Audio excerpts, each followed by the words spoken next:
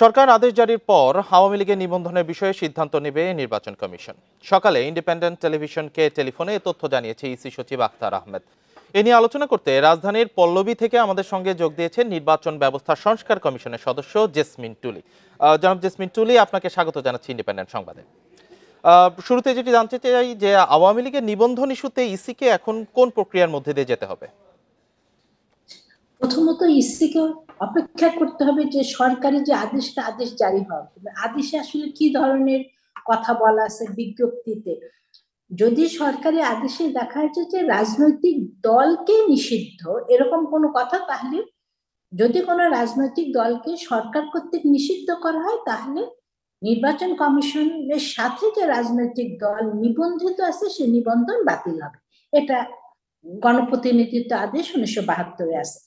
যদি এমন হয় যে সরকার এই মুহূর্তে যে তাদের রাজনৈতিক দলের সমস্ত কার্যক্রম বন্ধ করা, স্থগিত করা বা নিষিদ্ধ করে, যে কোনো রাজনৈতিক দল যে ধরনের কার্যক্রমটা করে রাজনৈতিক দলের জন্য, তা সেগুলো সমস্ত কার্যক্রম স্থগিত করা অথবা বাতিল করা অথবা নিষিদ্ধ করা, তাহলে কমিশন যেটা করবে যে কমিশনের কাছে যে তাদের যে রেজিস্ট্রেশন আছে, এই রেজিস্ট্রেশনটা মূলত করা হয় কি নির্বাচনে অংশগ্রহণ করার জন্য, এবং যে রাজনৈতিক দল হিসাবে কিছু সুবিধা কমিশনের কাছ থেকে পায়, এই জন্য রেজিস্ট্রেশনটা।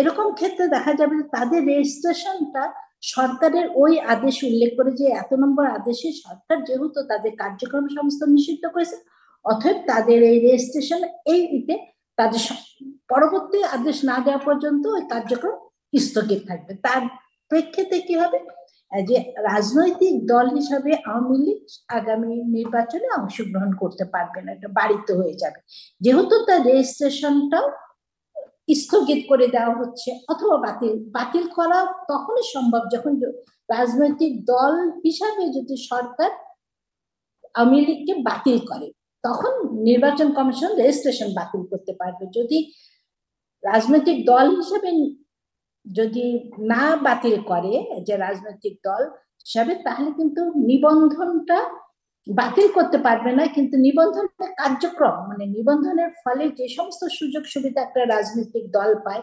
নির্বাচনে অংশগ্রহণ করা, সেগুলো সমস্ত স্থগিত হয়ে থাকবে পরবর্তী কোনো নির্দেশ না আসা পর্যন্ত। ক্ষেত্রে ইসি সরকারি আদেশ পেলে আলোচনা এবং বিশেষত সিদ্ধান্তের জন্য কতটা সময় লাগতে পারে?